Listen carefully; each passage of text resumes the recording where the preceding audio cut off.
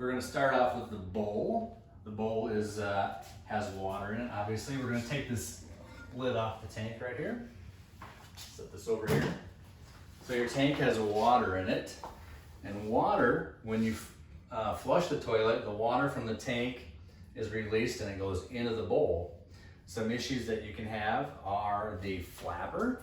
The flapper can become warped by the chlorine and the chloramines in your city water, and that can cause leaking, which will in turn give you a higher water bill. Another issue you can have is your fill valve.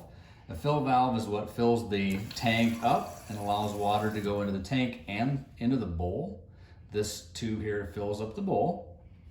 Some issues you can have with the fill valve are it will stick on and run, obviously wasting water, or if it stays off and doesn't fill your tank, that will create a flush that will not flush your waste down. So some things that you can do with your toilet, if you have any issues with it, you can always shut the supply line off and then call us to come and fix your toilet.